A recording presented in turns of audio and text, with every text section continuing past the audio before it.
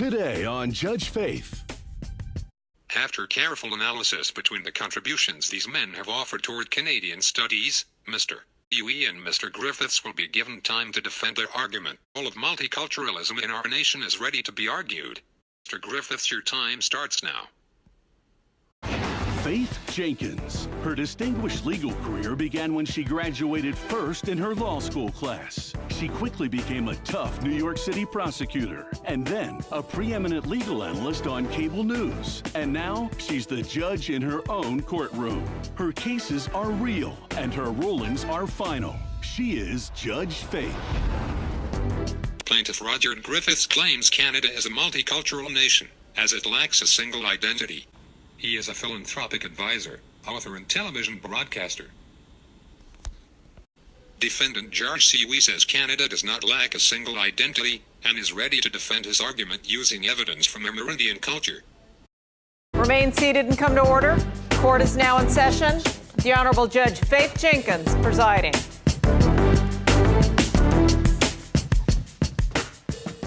Thank you, Your Honor. I would like to start by acknowledging the lack of commitment to our nation, as is apparent in the widespread lassitude among Canadians toward many of the symbols, values, and institutions of their nationhood. As proposed by Jan Martel, Canada is described as the greatest hotel on earth.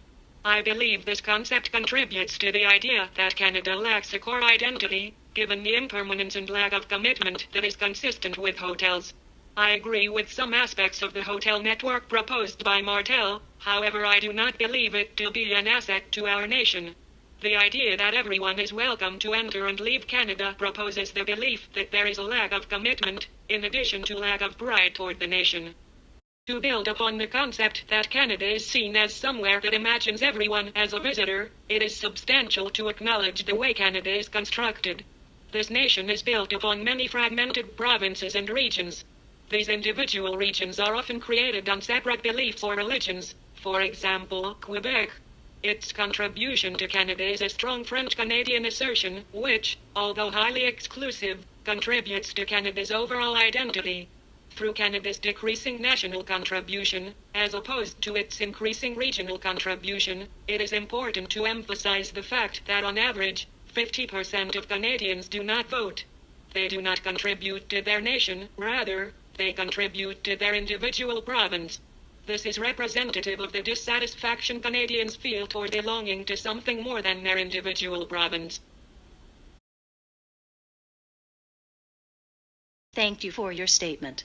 The court would now like to hear what George Sioui has to say regarding Canadians' multicultural identity. Thank you, Your Honor.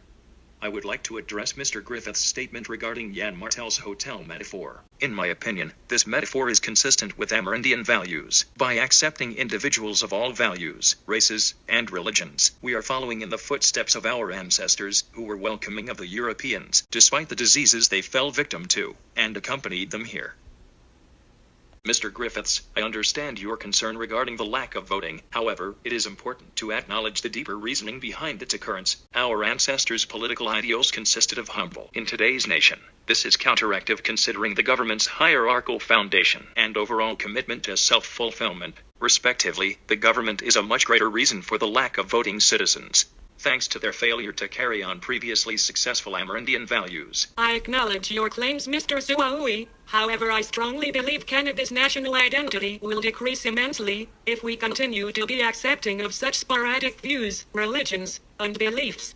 It will not be beneficial, rather it will further divide us as a nation and ultimately lead to disaster. We must embrace our historical values on a personal level, but continue to express ourselves through a single ideal, which will essentially unite us as a nation. I am going to have to agree to disagree with you, Mr. Griffiths.